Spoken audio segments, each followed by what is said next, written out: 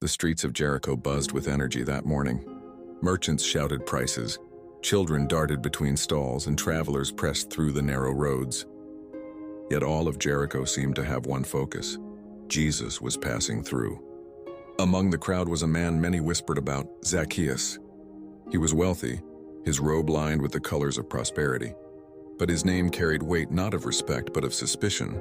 As chief tax collector, Zacchaeus was seen as one who had taken much and given little. Many despised him, yet none could deny his influence. But inside him burned a longing he could not shake. Wealth filled his home yet left a void in his heart. And on this day that longing drove him to see Jesus for himself. The problem? He was short in stature, the crowd towering like walls before him. He tried to press through, but elbows blocked his way. He stretched his neck, but no glimpse came. Then like a spark, an idea lit his eyes. He ran ahead, heart racing, until he spotted it, a sturdy sycamore tree rooted by the roadside. With the determination of a child, Zacchaeus climbed, his fine robe snagging on rough bark until he perched above the crowd, waiting. Then came the moment. The dust stirred, the voices hushed, and Jesus appeared. He walked with purpose, yet with a calm presence that stilled the noise around him. Zacchaeus leaned forward, eyes wide, when suddenly, Jesus stopped. The crowd held its breath. Jesus lifted his gaze, and for the first time, Zacchaeus' eyes met his. There was no scorn, no condemnation, only piercing love. Zacchaeus, Jesus called, his voice both gentle and commanding. Come down immediately. I must stay at your house today. Shock rippled through the crowd. Why him, they murmured. A tax collector? But Zacchaeus did not linger on their whispers.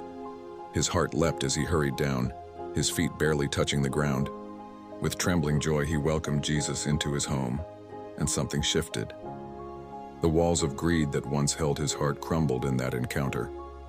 Standing before Jesus, Zacchaeus declared with a voice steady yet full of conviction, Look, Lord, here and now I give half of my possessions to the poor, and if I have cheated anybody out of anything, I will pay back 4 times the amount. It was no small vow. His riches no longer owned him. His heart had found a greater treasure. Today salvation has come to this house because this man too is a son of Abraham. For the Son of Man came to seek and to save the lost. From that day, Zacchaeus' name no longer carried shame but testimony. The man who once climbed a tree to see Jesus now stood tall in grace, his life a beacon of what happens when love meets a willing heart. Zacchaeus' story reminds us, you are never too far, too flawed, or too overlooked for Jesus to notice you.